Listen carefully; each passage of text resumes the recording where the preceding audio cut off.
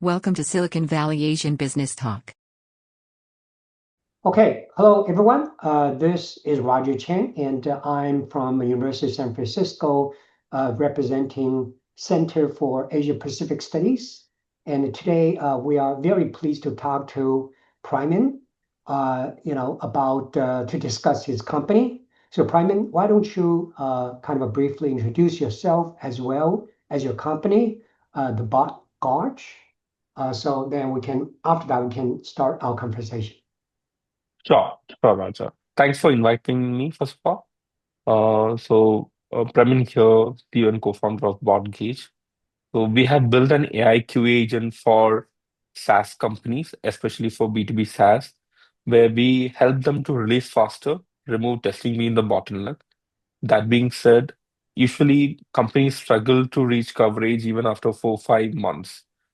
And here we'll be able to increase their coverage in 2 weeks of time uh, by with the AAQA engine which we have built. So that's the just about the company. Yeah, happy to talk more about it. Thank you very much for this introduction. BotGauge using AI agents to test software product.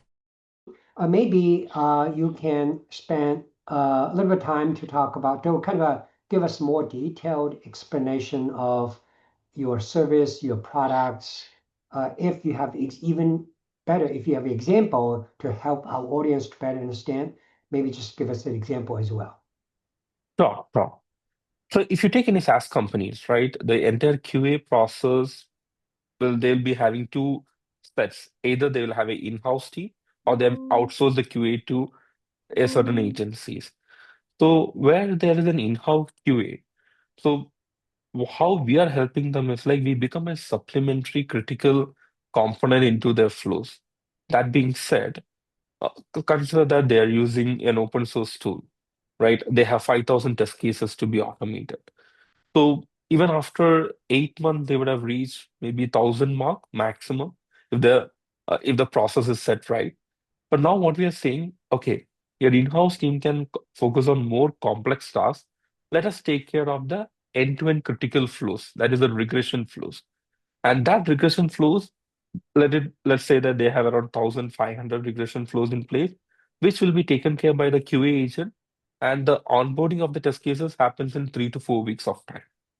Now you can understand, right? So we are removing the critical chunk of the workflow and taken care by the QA agent so that they can completely focus on the edge case scenarios. That is one way we are helping the SaaS team, which has an in-house team. Now consider a SaaS, a growth stage start Series A, Series B, where they don't have a in-house QA team, dedicated QA. Instead of that, the developers are testing. There, what we are going to do, we will be taking the QA agent. So we being QA agent, right? The developed QA agent will be taking care of the end-to-end plus the positive and negative scenarios so that the developers free up their work. And instead of they focusing on testing, now they can focus on their core activities, developing and releasing the feature. So that's how we help both the teams to achieve faster release cycle. Faster release cycle means the faster feedback loop so that they can build more features, release what is relevant for the customer with all the feedback loop established. Thank you. That is very, very good. So, if I understand you correctly, your main kind of a target audience will be companies, software development people, right?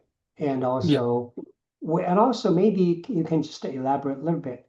When you say Q and a question and answer, what's the scenario? Are these question and answer answering the questions of the customers or answering the questions of other people when you say QA? Could you elaborate more on that? Yeah, because you mentioned about actually QA question and answer several times. Maybe you can just elaborate a little bit. What is the question and answer context you're referring to? No. What I was referring to was the quality assurance testing, right? So I was referring to, see, let me tell about the entire SDLC cycle. So first, the requirement will be built by the product manager by doing the market research. Once the requirement come into play, the development team start building those requirements into reality, right? Once that requirement builds into reality in the form of software. That software has to be tested end to end, not only that particular component, but the entire software has to be tested end to end before it goes to production. So here there are different type of testing comes into play. First, the developer writes a unit testing that will be component wise. Then after that, an integrated testing. Then the end-to-end testing part of it. That is end-to-end testing is nothing but functional UI DB, where that application get tested from top to bottom, or all the critical flows, beautiful flows in an integrated manner before it goes into production. So we are focused on that critical part, the functional UI, DB, API. That end-to-end testing part is the one which the BotGauge QA agent is gonna take care of it. Hope I answer your question, Roger. Yeah, no, that's excellent. Actually, this is also something I would like to kind of discuss further with you. So, one term, when you say what goes through production in your context, could you explain to us, maybe to my audience, what do you mean going to production? I assuming you're talking about the prototyping to the production. So, could you elaborate a little bit? What do you mean by that? See, let's consider any software company. Okay, let's consider Jira. So Jira constantly is constantly adopt or create features into the platform. So when they are building a feature, consider that XYZ feature. What they do, they not only build test that feature, they test the end-to-end product of task creation, start creation, or any modification in X places. That everything uh, tested and then it get released into production. So production is nothing but a stable, enhanced feature set software is given to the users, end users, to start using it, right? So that they don't see any blockers. Let's consider tomorrow you're planning to log into Jira and you logged in and you're trying to create a subtask. If you're not able to do, definitely there'll be the user won't be satisfied or user will get blocked. So that will in turn affect the business of any companies, right? So that's why I said that even though the testing is a boring activity, it's the most critical activity for any company because it's directly impacting their business activities. Okay, so if I understand, basically when you say production, it basically means release the software code to the user so they That's can, right. basically publish the product so people can use it. That's right. That's right, Raja. Yeah. It's very clear that you talked about your value propositions, saving times. So maybe if beside kind of reducing the time, the productivity, what would you tell to the potential customer companies, the value that your product or your offer is going to offer to the companies? Maybe just one Yeah. more time. What kind of value are you going to offer to the customers? Yeah, maybe I'll just talk about how the evolution of testing happens, right? Before Mm, 10, 15 years, any software was following a waterfall model. That being said, they may have once in 6 months of release, right? Or once in a year, where the entire thing can be tested manually because they had enough time to test their application end to end before it goes for release. mm, Now, now once it started evolving, the software started evolving, right? The customer expectations started increasing. So they're like, okay, I want S amount of feature in a shorter period of time. And the software companies wants to iterate that feature and understand whether it's useful for the customers or not. Then came the agile methodology where the things started to go in a faster manner, the software release. So from 6 months, it started reducing to 3 months, 2 months, weekly, hourly, even in minutes, certain companies learn. Now, when they're doing that, manual testing is not going to work. Then then the concept of automation came into picture, the pressing need. So automation, then it started with Selenium, open source tools, Cypress, all those tools started coming into the play where companies started utilizing it. But it has inherent problems. For example, maintenance. Every release, the DOM structure changes. Elements moves around, the ID changes. So the Selenium started working with the IDs, exports, the locators. So once that started changing, consider that a person has written 2000 Selenium scripts. Now, when a new build, when it's preparing for a new release, when they try to execute those Selenium scripts, 60 to 70% is going to fail because of the locators issue, not because of any bugs. So ideally, they want to find bugs, but instead of that, they'll be fixing the test cases and then they'll be executing. Then they'll be able to find the bugs. You can see the iteration is going to be very high from a testing perspective. Then came the low-code tools, where a company started building in natural language, trying to resolve the maintenance issue, but they were not successful. I would categorically say maybe they're 60% successful. But in the agentic model, we are able to do much better complex scenarios can be handled. For example, a table validation, a complex verifications on the page with zero maintenance. That being said, without any involvement from the human to rectify. That means there is no experts or there is no scripts. It's just the natural language in the high level format where everything get executed. Now we have removed the maintenance portion of it. We have removed any human who has to be technically sound to build the test cases. Because of two reasons, the outcome started or the outcome delivery became more prominent. That being said, instead of, as I mentioned before, instead of taking 6 to 8 months of time to build 1,500 test cases, that is a critical flows, now we'll be able to do it in 3 to 4 weeks of time with BotGauge AQ agent. So not only we are reducing the time, plus we are also making sure it's efficient from a costing perspective. And end of the day, we are helping them to release faster and get the feedback loop established. How to make the most of AI agents in software testing. Could you tell your prospective customers what kind of a task from the testing kind of a whole system will not be covered by AI agent? They still need to do the what we call the human intervention. And what kind of tasks it's very easy to use your service to replace it. Yeah, so right now, even I've seen certain AI companies, the modern companies, going for Selenium-based testing. So the only argument there is they want to have more code control.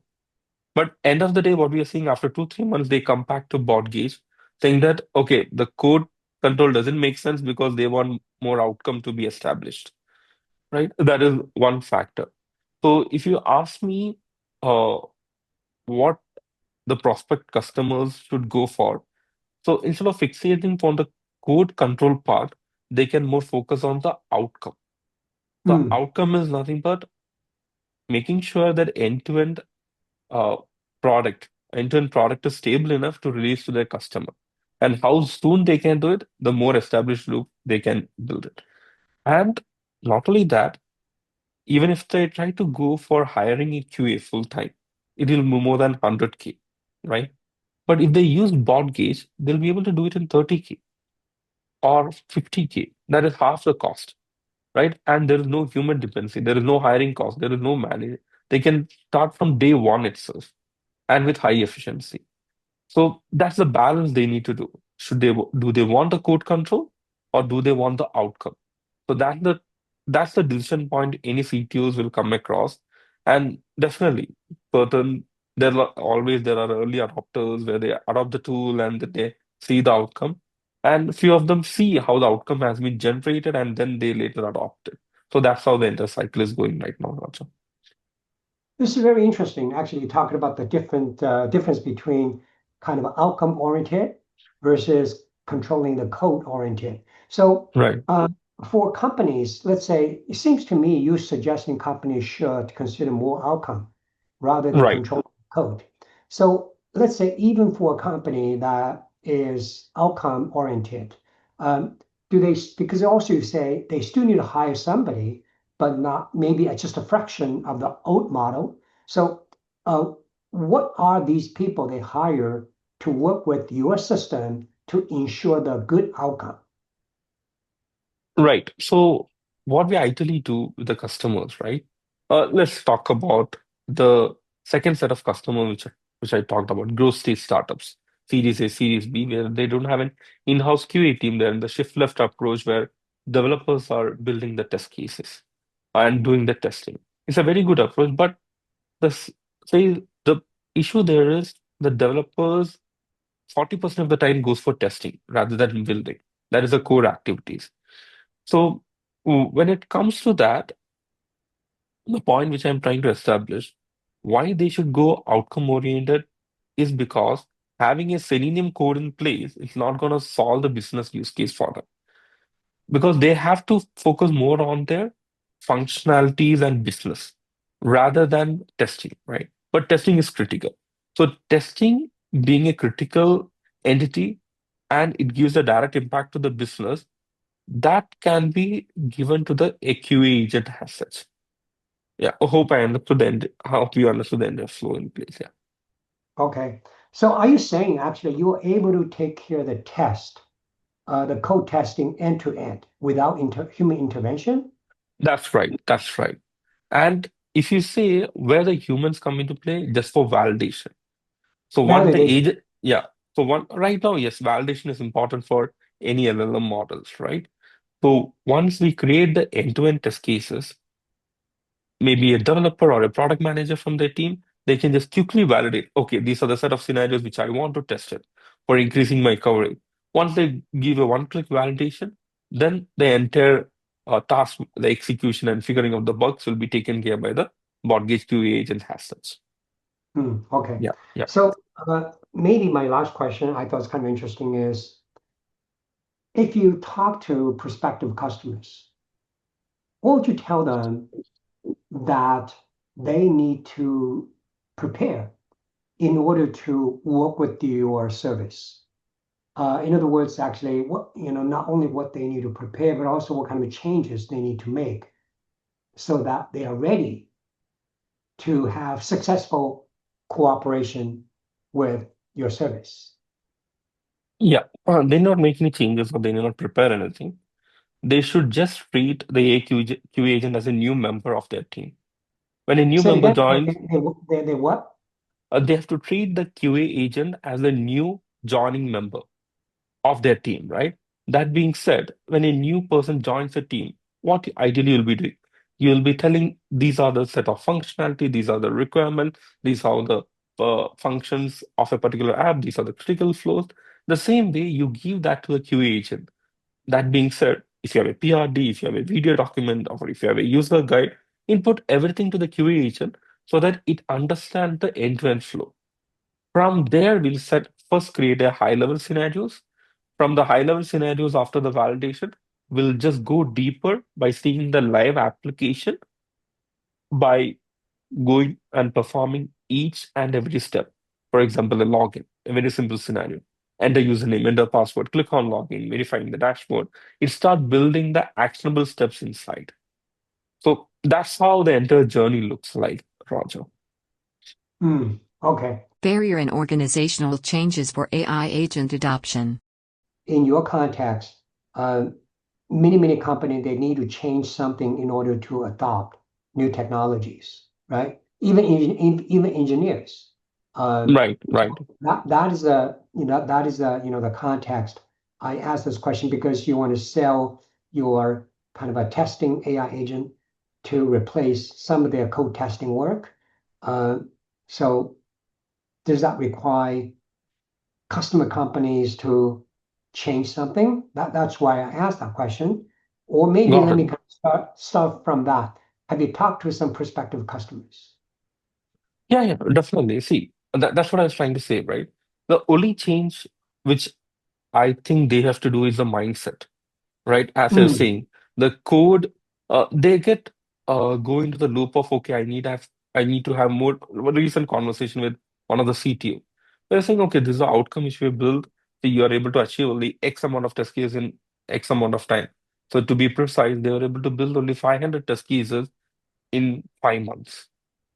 And they have four Selenium testers, right? And the outcome which we are providing was like that 500 test cases we'll be able to build in 3 weeks, right? After analyzing the infra.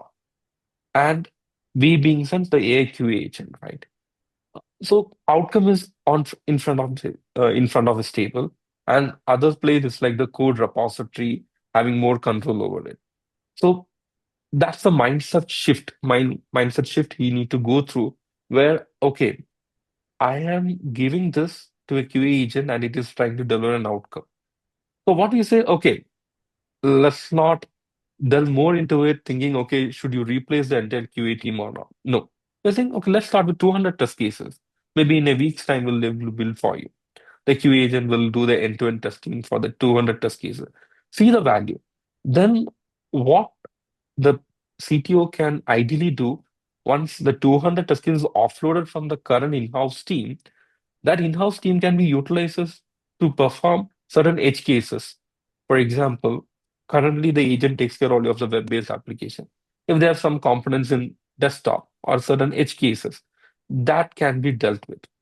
So as a company or any company, the mind shift from the code repository or an in-house team to an outcome-oriented work, right? That becomes more important.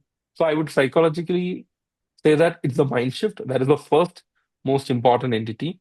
A second more important, not important or just a operational in things like the application should be given access. That goes by default, where they have to create a test environment. Obviously, if they're testing right now in a dev instance, that dev instance access should be given.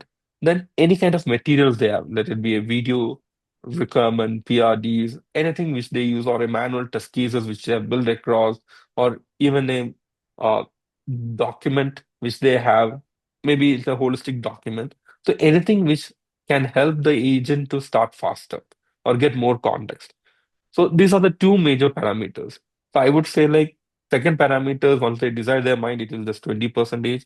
80% is the shift from an operational to an outcome-oriented methodology. Let me clarify, actually. That's very, very good, actually, kind of categorize these two into two big category issues. I think that's very useful for companies. So let me kind of go deeper with the first issue you say, which is 80%. It's are you talking about the from controlling the code to outcome oriented?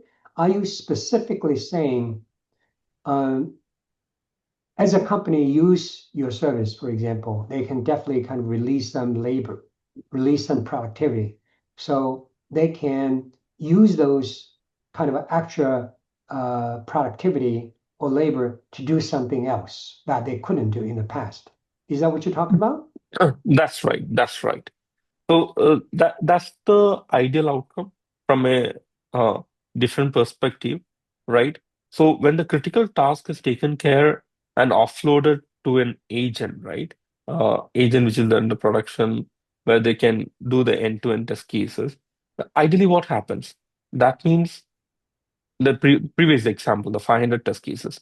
The 200 is offloaded. They have only 300 test cases in place. And that 300 test cases, they can strategize what to be dealt with. Or from the 200 onboarding to the agent, should they onboard more test cases?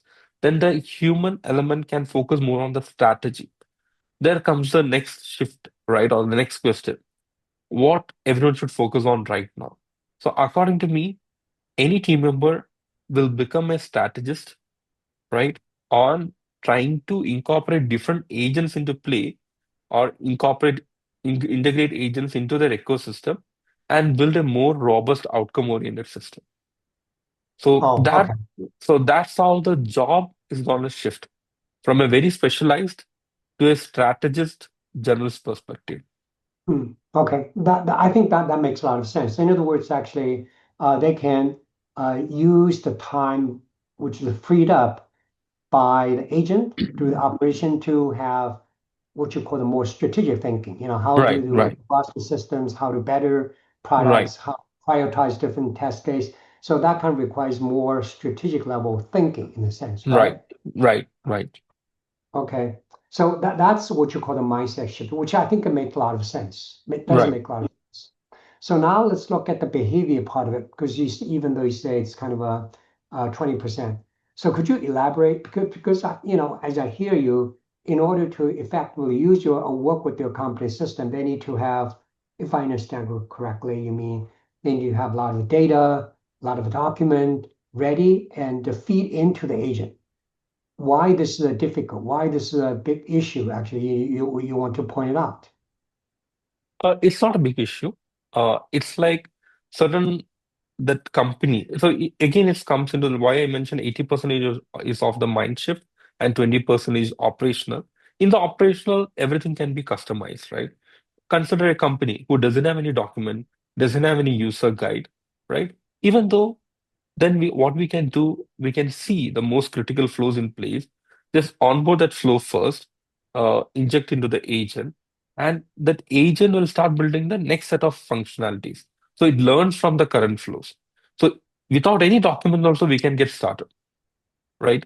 So once that 80% is sorted out, rest everything is just an operational customization in place.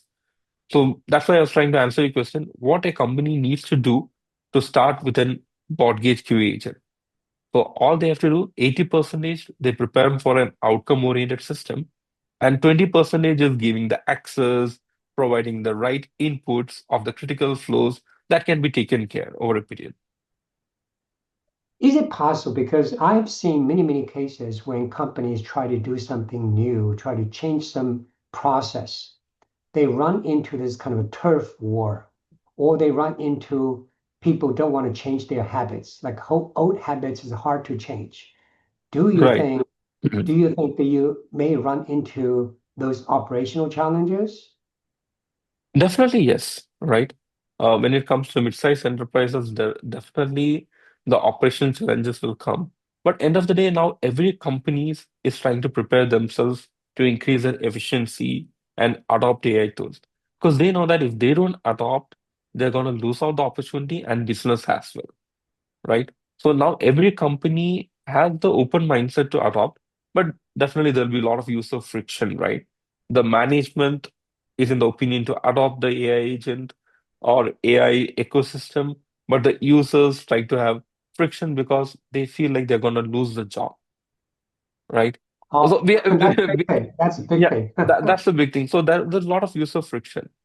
But in that, one of the company which went to the same format, what happened was like the user who adopted, so there were 10 sets of users, right? So eight of them thought, okay, I'm going to lose the job. Two of them were like, no, I need to adopt the AI. So the two-person who adopted, they became a strategic position. They were promoted as a strategic position. The person who did not adopt got reallocated to a different department altogether.